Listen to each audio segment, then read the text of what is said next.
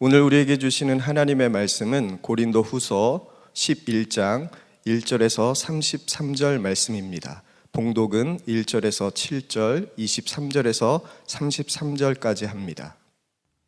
여러분은 내가 좀 어리석은 말을 하더라도 용납해 주시기 바랍니다. 꼭 나를 용납해 주십시오. 나는 하나님께서 보여주신 열렬한 관심으로 여러분을 두고 몹시 마음을 씁니다.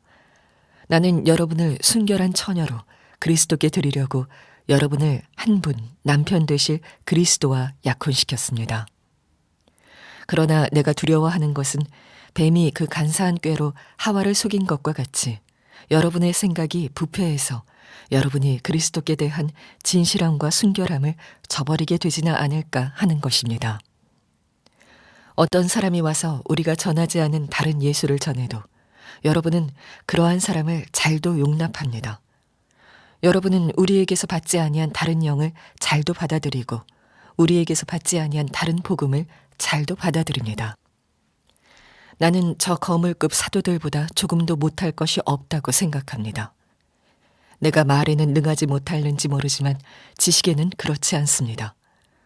우리는 이것을 모든 일에서 여러 가지로 여러분에게 나타내 보였습니다. 나는 여러분을 높이기 위하여 나 자신을 낮추었고 또 하나님의 복음을 값없이 여러분에게 전하였습니다. 그렇게 한 것이 죄라도 된다는 말입니까? 그들이 그리스도의 일꾼입니까? 내가 정신 나간 사람같이 말합니다마는 나는 더욱 그렇습니다. 나는 수고도 더 많이 하고 감옥살이도 더 많이 하고 매도 더 많이 맞고 여러 번 죽을 뻔하였습니다. 유대 사람들에게서 마흔에서 하나를 뺀 매를 맞은 것이 5번이요. 채찍으로 맞은 것이 3번이요. 돌로 맞은 것이 1번이요. 파선을 당한 것이 3번이요. 밤낮 꼬박 하루를 망망한 바다를 떠다녔습니다. 자주 여행하는 동안에는 강물의 위험과 강도의 위험과 동족의 위험과 이방 사람의 위험과 도시의 위험과 광야의 위험과 바다의 위험과 거짓 형제의 위험을 당하였습니다. 수고와 고역이 시달리고 여러 번 밤을 지새우고 줄이고 목마르고 여러 번 굶고 추위에 떨고 헐벗었습니다. 그 밖의 것은 제쳐놓고서라도 모든 교회를 염려하는 염려가 날마다 내 마음을 누르고 있습니다. 누가 약해지면 나도 약해지지 않겠습니까? 누가 넘어지면 나도 애타지 않겠습니까? 꼭 자랑을 해야 한다고 하면 나는 내 약점들을 자랑하겠습니다. 영원히 찬양을 받으실 주 예수의 아버지 하나님께서 내 말이 거짓말이 아님을 아십니다. 다마스쿠스에서는 아레다 왕의 총리가 나를 잡으려고 다마스쿠스 성을 지키고 있었으나 교우들이 나를 광주리에 담아 성벽의 창문으로 내려주어서 나는 그 손에서 벗어났습니다. 유영만 교수가 쓴 이런 사람 만나지 마세요라는 책을 보면 우리가 만나지 말아야 할 여러 부류의 사람을 소개합니다. 여러분도 혹시 만나기 싫은 부류의 사람이 있으신가요? 근데 그 중에 책에서 소개하는 한 부류가 365일 과시형입니다. 그러니까 입만 열면 자기 자랑을 하는 사람, 그런 사람 있죠. 근데 자랑을 듣는 것도 한두 번이지 사실 자랑을 하면 할수록 그 사람의 가치가 커지기는커녕 점점 사람들이 귀를 닫고 그를 떠나게 됩니다. 제가 고린도 후서를 쭉 읽어가면서 발견한 바울의 모습을 이와 같이 분류를 한다면 365일 예수형이라 말하고 싶습니다. 알다시피 고린도 교회에 정말 많은 문제들이 있었죠. 그런데 바울은 그 문제 앞에 언제나 일관됐습니다. 철저히 자기 자신을 낮추었었고 대신에 예수님 한 분만을 계속해서 높였습니다. 참 겸손한 사람이죠. 그런데 오늘 우리가 함께 읽은 이 11장은 전혀 바울답지가 않은 장입니다. 분명 10장 마지막 절에서 고백하기를 참으로 인정을 받는 사람은 스스로 자기를 내세우는 사람이 아니라 했는데 갑자기 바울이 그의 말을 뒤집습니다. 스스로 자기 자신을 자랑을 하기 시작을 해요. 이런 사람 만나지 말라고 하지 않았었나요? 근데 당혹스러운 것은 1절에 여러분은 내가 좀 어리석은 말을 하더라도 용납해 주시기 바랍니다. 꼭 나를 용납해 주십시오. 그것이 자랑을 하는 것이 본인도 어리석은 것을 알았지만 그럼에도 불구하고 멈추지를 않았었다는 것입니다. 여러분, 무엇이 바울을 스스로 어리석은 사람이 되게 한 것일까요? 당시 고린도 교회 안에서 바울의 권위는 심각하게 흔들리고 있었습니다. 바울이 가짜이고 거짓 사도라고 공격하는 거짓 교사들이 있었기 때문에 5절을 보면 나는 저 거물급 사도들보다 조금도 못할 것이 없다고 생각합니다.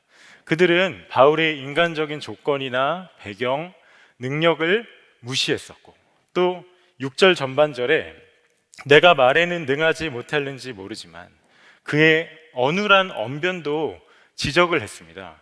여러분, 이렇게 말씀을 전하는 자로서 그와 같은 얘기를 들으면 참 자존심 상하고 자존심 구겨지는 일입니다. 또한 바울은 고린도 교회에 은혜의 복음을 값없이 전하기 위해서 살해를 받지 않았었습니다. 매사에 조심을 했었는데요.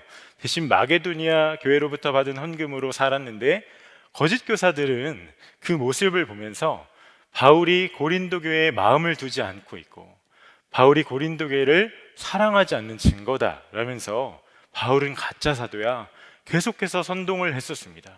여러분, 만약에 내가 바울과 같은 그러한 입장에 처해 있다면 어떠실 것 같습니까?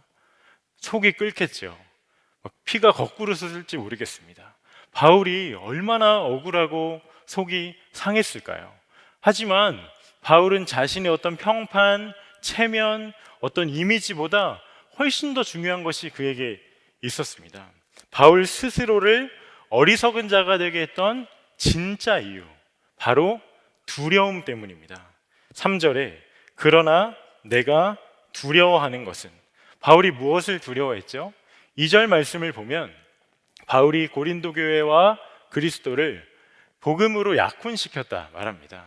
마치 신랑과 신부를 이렇게 중매를 하듯이 고린도 교회에 전심으로 복음을 전해서 그리스도께 아주 순결한 처녀로 드리기를 원했었어요. 그런데 거짓 교사들이 고린도 교회에 찾아가서 그것과는 전혀 상관없는 다른 예수, 다른 복음을 전했던 겁니다. 당연히 성도들의 믿음이 흔들릴 수밖에요. 고린도 교회의 성도들이 신앙의 진실함과 순결함을 혹시 잃어버리진 않을까, 바울이 몹시 두려웠던 것입니다. 여러분, 이 바울의 심정이 헤아려지시나요? 제가 수년간 청소년 사역을 경험을 했었는데 그때 복음으로 양육했던 많은 학생들이 있습니다. 하나같이 다 기억이 납니다. 많은 여러 가지 소식이 제게 들려오는데 대학 입시에 실패했다더라, 당시 만났던 교제하던 친구랑 헤어졌다더라, 지금 취업을 못하고 있다더라, 여러 소식이 들려와요. 그런데 제 마음을 가장 아프게 하고 또 슬프게 하는 소식이 무엇인지 아세요? 그들이 교회를 떠났고 신앙생활을 하고 있지 않다는 소식. 다른 문제들 그래도 괜찮아요. 그런데 교회를 떠나간 친구들이 예수님 한 분으로 더 이상 충분하지 않다고 여기게 될까 봐, 마치 다른 복음과 같은 것을 좇아서 그 믿음의 길을 아예 떠나버릴까 봐 저는 그것이 너무나도 두렵습니다. 여러분, 저와 같은 무명의 설교자가 아니고 명색이 바울, 사도 바울이 복음을 전했던 고린도 교회인데 어떻게 그 성도들의 믿음이 흔들릴 수 있었을까요? 당시 고린도라는 도시 굉장히 크고 번화한 도시였습니다. 유행을 선도하고 참 세련되고 고급진 그런 곳이었죠. 그에 반해 바울의 언변 또 겉모습은 그런 고린도와는 전혀 어울리지 않는 초라하고 좀 촌스러운 지도자 상이었어요. 반대로 거짓 교사들은 누가 봐도 참 세련되어 보이고 말도 유창하게 참 잘했던 사람들입니다. 여러분, 이왕이면 말씀을 들을 때 좀 번듯하고 또 달변가가 말을 하면 듣기 좋고 은혜가 더 되시잖아요. 얼마나 그들이 보이는 것에 현혹이 되었는지 20절에 누가 여러분을 종으로 부려도 잡아먹어도 골려도 얕보아도 뺨을 때려도 여러분은 가만히 있습니다. 딱 보아하니 사도 바울보다 거짓 교사에게 무언가 더 있어 보이니까 아무런 분별 없이 그들이 전한 거짓 복음을 받아들였고 덩달아 바울이 전했던 진짜 복음을 저버리게 된 것이죠. 여러분, 이것이 2000년 전 고린도 교회에서만 있었던 일일까요? 우리가 코로나 바이러스로 인해서 예배도 온라인으로 드리게 되었고 덩달아 온라인상으로 많은 말씀도 함께 듣게 되었습니다. 제가 아는 어느 성도님은 매일 새벽 5시부터 아침 7시까지 시작 시간이 다른 그 새 교회의 새벽 예배를 연달아 매일 들으신다고 하더라고요. 복음의 새로운 문이 활짝 열린 것이죠. 하지만 그와 동시에 열린 것이 우리가 보지 않아도 될 것들, 우리가 듣지 않아도 될 것들을 보고 듣게 된 겁니다.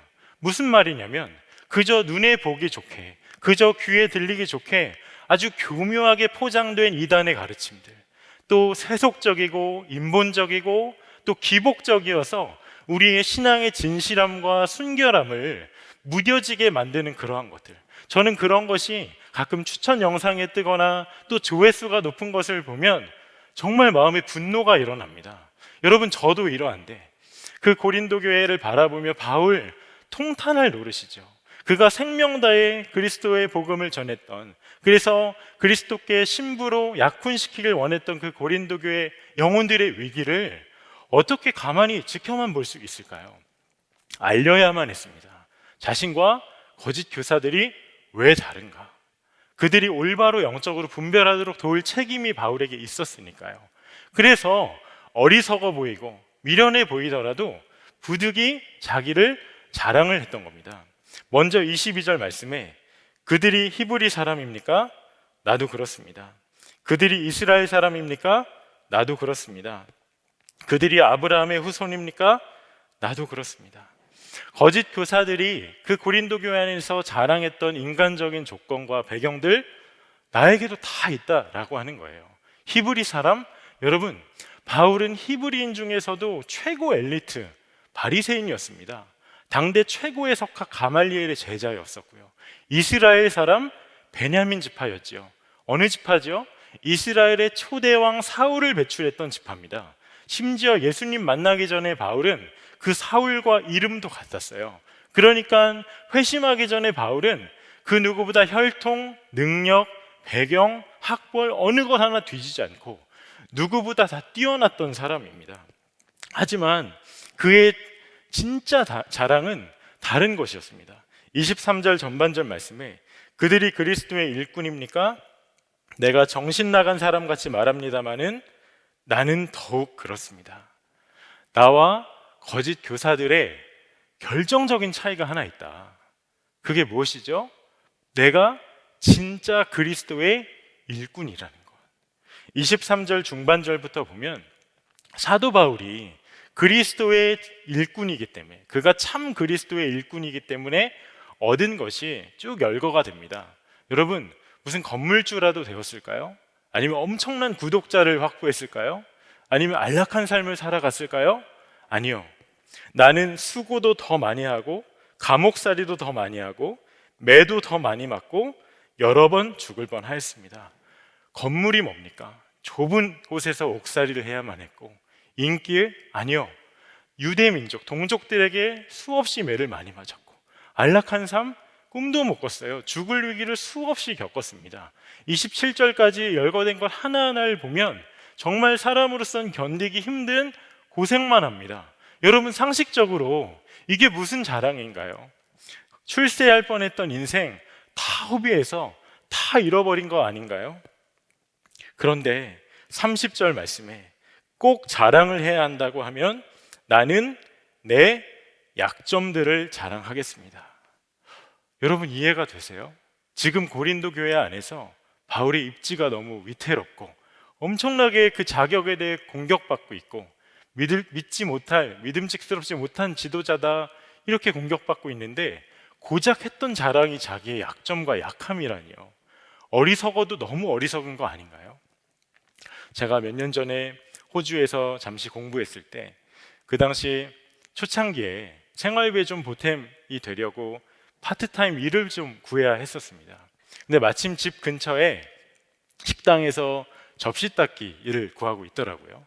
근데 당시 제가 영어가 초창기에 서툴러서, 아니 뭐 끝까지 서툴긴 했지만, 그래서 특별히 원어민 앞에만 서면 제가 말을 잘 하지 못했었습니다. 너무 긴장이 돼가지고.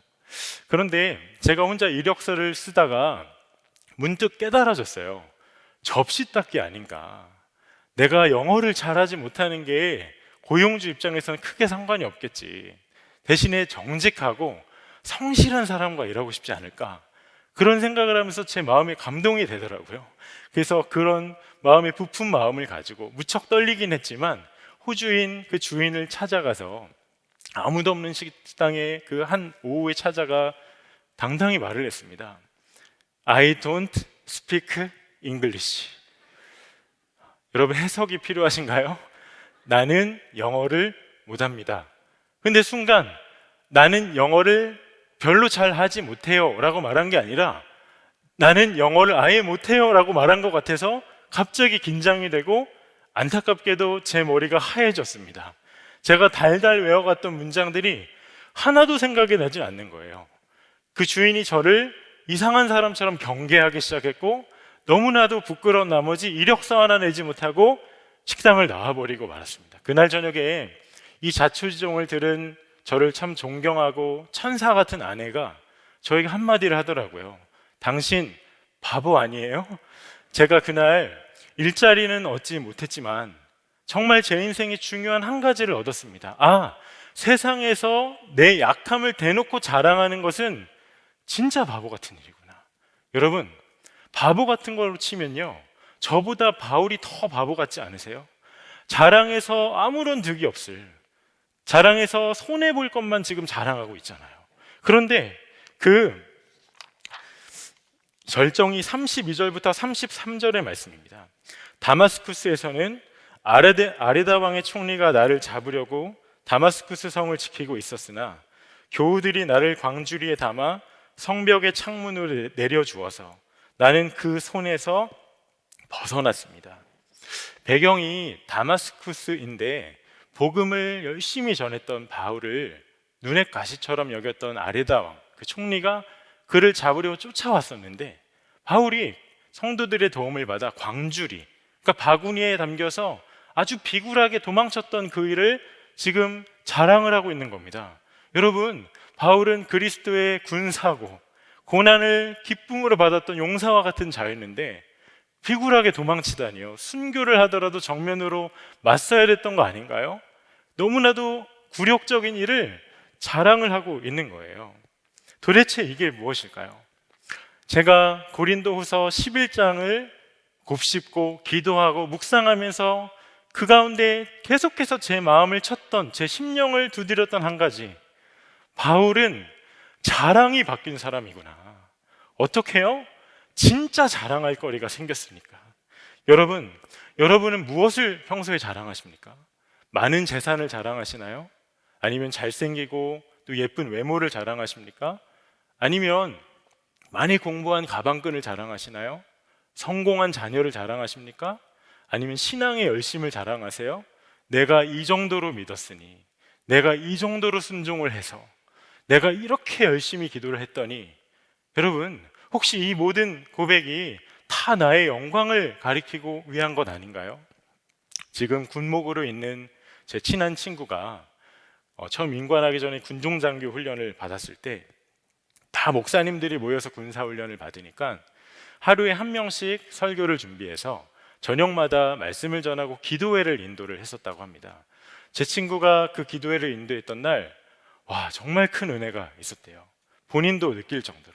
그렇게 기도회가 마치고 그 목사님들이 한두 명씩 와서 이구동성으로, 목사님 설교 너무 좋다, 진짜 잘한다, 오늘 너무 은혜 받았다, 내일 또 해줘라, 이렇게 다들 칭찬을 하니 다 주님의 은혜인데 은근히 자기 마음 안에 나도 내 설교가 좋았다, 이렇게 자랑하고 싶은 마음이 조금씩 기어오르기 시작할 무렵에 한 목사님이 갑자기 다가와서 귓속말로 이렇게 말했답니다.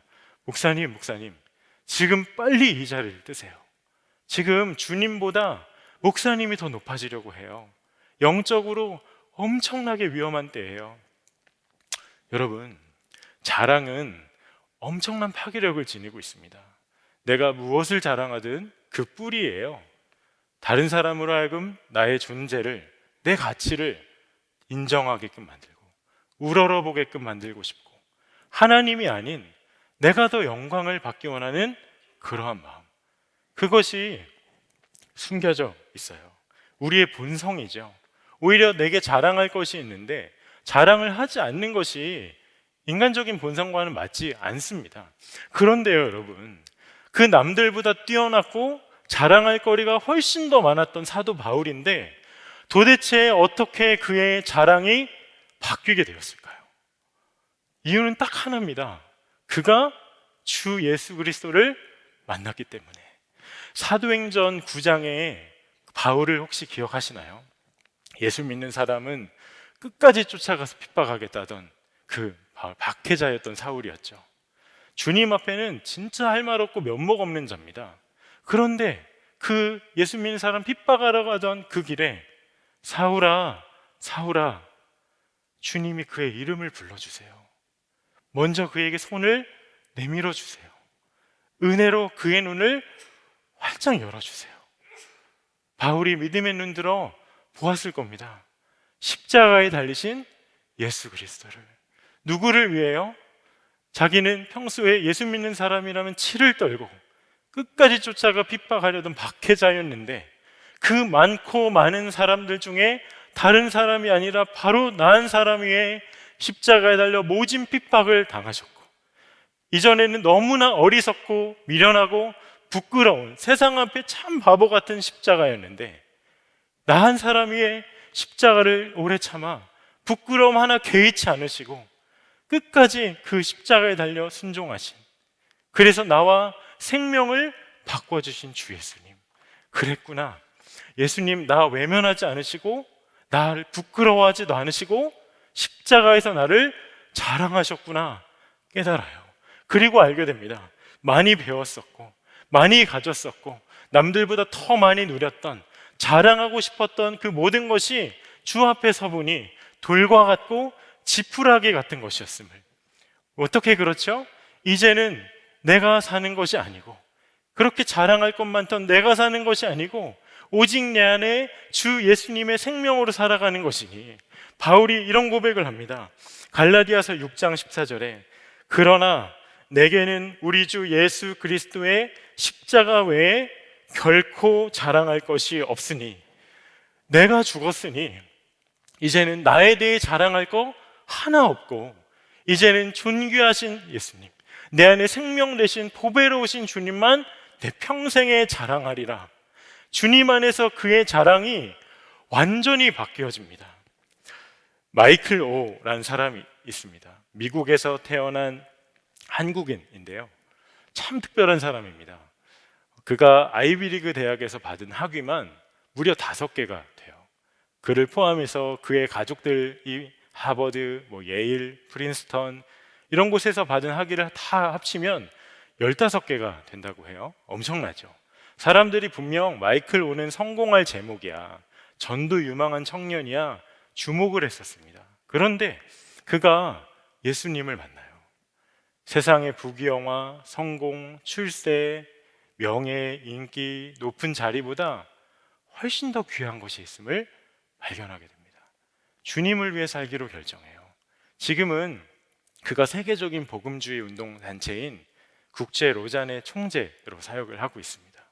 여러분, 이 마이크로가 이곳저곳 이 나라 저 나라 다니면서, 여러분 제가 아이비리그 대학 나와서 거기 하버드에서 학위 따서 이렇게 쓰임 받고 있습니다, 이런 자랑하며 간증할까요? 그렇지 않습니다. 이런 고백을 했어요. 인생은 얼마나 많은 돈을 벌 수 있느냐에 관한 것이 아니다. 얼마나 안락하고 편안하게 살 수 있느냐에 관한 것이 아니다. 어떻게 하면 유명 인사가 되느냐에 관한 것이 아니다. 내가 아무것도 아님을 아는 인생, 그것은 보잘것없고 가치 없고 의미 없고 대책 없는 인생이라는 게 아니라 아무 소망이 없는 내가 아닌 전능하신 주께서 이끄시는 삶임을 인정하는 것이다. 여러분, 그가 지은 책 제목이 무엇인지 아십니까? I am nothing. 나는 아무것도 아닙니다. 여러분, 복음의 능력이 이와 같은 것입니다. 이전엔 세상 자랑할 거리, 작은 것 하나만 있어도 누군가에겐 자랑하고 싶었던 안달이었던 내가 예수님과 함께 십자가에서 죽었고 이제는 존귀하신 주의 생명으로 사는 자가 되었으니 주님 안에서 나는 이제 아무것도 아니고 전능하신 주께서 나와 함께 사시며 친히 내 삶을 이끌어가는 존재가 되었다라는 것입니다. 내가 지금 그 믿음의 길을 똑바로 걷고 있는가? 한 가지를 보면 알 수 있어요. 그게 무엇이죠? 나는 무엇을 자랑하며 사는가? 제가 처음 말씀을 묵상했을 땐 이 바울의 고백이, 자랑들이 그렇게 황당해 보이더라고요. 그리고 고린도 교회의 상황과 바울이 처한 상황까지도 알게 되고 그 말씀을 다시 들여다보니 이보다 더 부끄럽고 초라한 고백이 없는 겁니다. 그런데 하루는 그리고 그 말씀이 너무나 부담이 됐어요. 요즘 시대가 어느 때인데 이와 같이 살 수는 없지 않는가. 그런데 하루는 이곳 본당에서 성전 기도를 하다가 십자가를 물끄러미 바라보았는데 주님께서 오늘 본문 이 고린도후서 11장을 통해서 저에게 질문을 하나 하세요. 형주야, 너는 자랑이 바뀌었니? 갑자기 눈물이 나요. 자랑할 것으로 치면 하나님과 근본 본체이셔서 자랑할 거리가 만 가지는 더 되셨을 예수님이신데 하늘의 그 영광, 하늘의 그 자랑 다 버리고 이 땅에 오셔서 고작 하신 일이 나 한 사람 위에 십자가에 달리셨다니 너무나도 어처구니가 없는 일이죠. 그러면서 바울이 했던 어리석은 그 고백들, 바보 같은 자랑들이 달리 보이기 시작하는 겁니다. 황당하지도 않고요, 부끄럽지도 않고요, 부담이 되는 것도 아니고요, 대신 너무 부러운 거예요. 진짜 부끄러운 것은 바울의 그 바보 같고 어리석은 자랑이 아니라 저 자신이더라고요. 내가 그동안 나는 주의 종이다, 나는 그리스도의 일꾼이다, 이 말을 얼마나 쉽게 하고 다녔나. 내가 이 말을 너무도 쉽게 내뱉었었구나. 흉내도 냈었고 따라도 했었지만 내가 어리석어 보일까봐, 주의 종이라고 하면서 내가 바보 같아 보일까봐 주님 한 분만 자랑하지 못했던 저의 어리석은 모습이 얼마나 많았는지 정말 많이 회개했습니다. 여러분, 내가 예수 믿는데 세상에 자랑할 것이 하나도 없다? 그건 절대 부끄러운 이유가 되지 않습니다. 진짜 부끄러운 것은요, 마치 내가 무엇이라도 된 것처럼 주님이 아닌 나를 자랑하는 것, 그것을 정말 부끄러워해야 합니다. 여러분, 하나님께서 사도 바울을 왜 택하여 쓰셨을까요? 히브리인 중에 최고 엘리트 바리새인이었기 때문에 가장 유력했던 학자 가말리엘의 수하에서 배웠던 사람이어서 이스라엘의 초대왕 사울을 배출했던 베냐민 지파 출신이라? 아니요. 고린도후서 4장 7절에 우리가 이 보배를 질그릇에 가졌으니 이는 심히 큰 능력은 하나님께 있고 우리에게 있지 아니함을 알게 하려 함이라. 바울이 아무것도 아니기 때문에, 그가 주님 안에서 자신이 아무것도 아님을 알았던 자이기 때문입니다. 바울을 드러내시기 위함이 아니라 바울을 통하여 살아계신 주님이 나타나시려고. 저는 바울의 그 어리석고 바보 같은 자랑을 통해 고린도 교회 성도들이 분명히 보았을 거라 믿습니다. 그렇구나, 삶을 보니 알겠다, 삶의 열매를 보니 알겠다, 바울이 진짜 그리스도의 일꾼이었구나, 바울이 전했던 복음이 진짜구나, 다른 길은 없구나. 여러분, 우리가 요즘에 한국교회와 성도들을 향한 시선이 차갑다 못해 참 따가운 때를 살고 있습니다. 우리가 세상에, 교회가, 또 성도된 내가 세상에 더 이상 자랑할 거리가 뭐가 있겠습니까? 무슨 말이 더 필요할까요? 결국 세상이 진정 보기 원하는 것은 내가 이렇게 잘했다, 우리 교회가 이렇게 잘하고 있다 자랑하는 것이 아니라 진정 예수 그리스도 한 분, 온전히 그분을 증거하고 나타내는 참된 증인의 삶입니다. 중국에서 나완자촌에서 선교사로 사역했던 한 목사님, 여러분, 선교사라면 예수 그리스도의 복음을 전해야 하잖아요.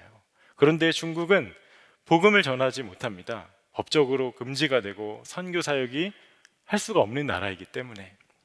그런데 이분이 무슨 일을 했나? 그렇게 살이 썩고 팔과 다리가 온몸이 썩어져 떨어져 없어져가는 나환자들을 팔과 다리가 되어서 정말 지극정성으로 섬기셨대요. 정말 열심히 했답니다. 그런데 그렇게 나환자들을 섬기다가 그들이 하나님의 부름을 받을 때 꼭 했던 한 가지 일이 있는데, 그때야 비로소 예수 그리스도 그 복음을 전했다고 해요. 예수님이 누구이신지, 우리를 위해 주님이 하신 일이 무엇인지, 예수님을 믿어 나의 모든 죄를 사함받고 구원을 받아 천국에 가고 영원한 안식과 소망이 예수님께 있음을 간절히 전하셨대요. 그리고 꼭 물었답니다. 사랑하는 형제요, 사랑하는 자매요, 이 예수님을 만나고 싶지 않으십니까? 그러면 여러분 어떤 일이 일어나는 줄 아세요? 100이면 100, 다 그들의 떨어져가는 발을, 생에 남은 마지막 온 힘을 다해 그 팔을 들어 손을 가리켜 그 목사님을 가리키며 이렇게 말한대요. 당신이 그 예수가 아니냐고. 그분을 통해 주님을 본 것이죠. 여러분, 나의 처지와 형편이 어떠하든지, 나에게 있는 어떤 연약함과 초라함이 있든지 이제는 더 이상 그것에 낙심치 않으셔도 됩니다. 내가 가진 게 아무것도 없어도 진짜 자랑할, 유일하게 자랑할 분이 저와 여러분 안에 계세요. 그분을 온전한 믿음으로 주목하여 늘 바라보며 살아가십시오. 내게 어떤 초라함과 연약함이 있다 한들 주님은 그것을 세상에 주님 한 분 드러낼 가장 귀하고 가치 있는 통로로 사용하실 것이에요. 아무것도 가진 것이 없는데 다 가질 수 있게 하시고, 가장 약한데 진정 강하게 하시며, 아무 능력 없어 보이는데 세상도 감당하지 못할 순종을 하게 하시는, 결국 주님 한 분만 드러내어 주님의 영광을 세상에 나타내실 그 주 예수님, 저와 여러분을 향한 하나님의 약속이고 부르심임을 믿음으로 붙드시기를 축복합니다. 이 시간 우리 함께 합심해서 기도하겠습니다. 여러분, 이 시간 내 모든 약함과 초라함, 또 세상에 드러낼 수 없고 자랑할 수 없는 그 모든 것까지 다 짊어지고 십자가에 달리신 주님을 온전히 바라보십시오. 이제는 이전에 약하던 나도 없고, 또 세상에 작은 거 하나도 자랑하고 싶었던 교만한 나도 없고, 오직 존귀하신 주님만이 나로 사시는 믿음으로 기도하기를 원합니다. 주님, 나는 점점 작아지고 주님만이 내 삶 가운데 점점 커지는 삶을 살게 하여 주옵소서. 주님, 내 평생에 자랑할 주 예수님 한 분만 온전히 자랑하는 삶을 나로 살게 하여 주시옵소서. 우리 함께 합심하여 기도하시겠습니다. 은혜와 사랑이 충만하신 아버지 하나님, 감사합니다. 하나님 찬양합니다. 주 예수님, 하나님, 주님께서 오늘 허락하신 이 말씀을 붙잡고 나아갑니다. 주님만을 자랑합니다. 주님 한 분만을 자랑하겠습니다. 나의 생명 되시고, 내가 약할 때 강함이 되시고, 나는 내가 가진 것 없을 때 부유함이 되시고, 내게 능력이 없을 때 나로 하여금 나로 감당치 못할 괴량하게 하시는 주님 한 분만 온전히 바라며 순전한 믿음으로 나아가기를 원합니다. 우리 사랑하는 성도님들, 이곳에서 온라인으로 예배하는 우리 모든 성도들의 심령 가운데 나는 없고 주님만이 나의 전부이심을, 나는 주 앞에 아무것도 아니고 주님만이 내 삶의 전부이심을 자랑하며 살길 원하는 거룩한 갈망을 허락하여 주옵소서. 하나님, 나도 보게 하소서. 하나님, 가족이 보게 하시고, 이웃이 보게 하시고, 일터가 보게 하시고, 세상이 보게 하소서. 주께서 진행하실 일을 하나님 기대합니다. 찬양합니다. 은혜와 사랑이 충만하신 아버지 하나님, 십자가에서 우리를 위해 모든 부끄러움을 참으시고 놀라우신 은혜로 우리의 생명 되신 주님을 찬양합니다. 주께서 우리를 위해 십자가 달리셨듯이 우리도 주님만 자랑하는 삶이 되기를 원합니다. 이제는 세상의 헛된 자랑 다 버리고 나의 생명이신 주님만 자랑하며 살게 하여 주옵소서. 십자가에서 주와 날마다 연합한 자로서 이웃과 세상에 주님 한 분만 온전히 드러내는 통로로 우리를 사용하여 주십시오. 하나님, 가정과 교회와 나라와 민족이 주님의 손에 있음을 믿습니다. 코로나로 고통 가운데 있는 성도들의 살 길을 활짝 열어주시고, 한국교회를 통해 복음의 놀라운 능력이 세상 가운데, 어두운 이 세상 가운데 충만히 흘러가게 하여 주옵소서. 북한에 억류된 주의 종들을 하루속히 석방시켜 주옵시고, 남과 북이 복음으로 하나 되는 그 일을 주여 우리가 간구하오니 친히 허락하여 주시옵소서. 열방의 선교사님들, 황무지와 같은 곳에서도 복음의 물고가 트이고 강물과 같은 그 생명의 역사가 모든 사역지마다 충만히 임하게 하여 주옵소서. 주님, 오늘 주께 드린 예물을 귀히 받아주시고 하나님 나라의 영광을 위해 알곡과 같이 사용하여 주옵소서. 그리 행하실 주님을 찬양합니다. 감사합니다. 주님, 모든 말씀 주 예수님의 이름으로 기도드립니다. 아멘. 우리 다 같이 일어나서 약할 때 강함 대신에 찬양하시겠습니다.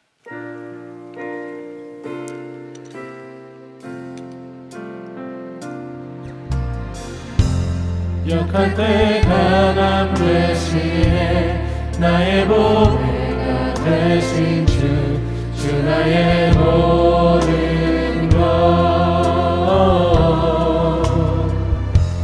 주 안에 있는 보물을 나는 포기할 수 없네. 주 나의 모든 것, 십자가 제사하셨네. 십자가 제사하셨네. 주님의 이름 찬양해. 주 나의 모든 것, 쓰러진 나를 세우고 나의 빈잔을 채우네. 주 나의 모든 것,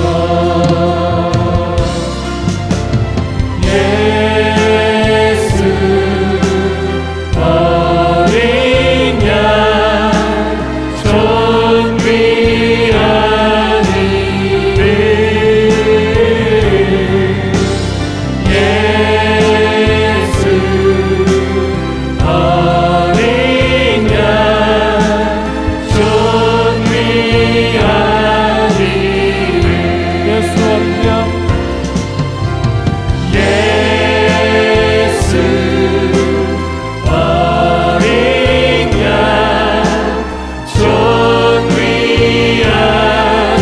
이름, 예수 어린 양,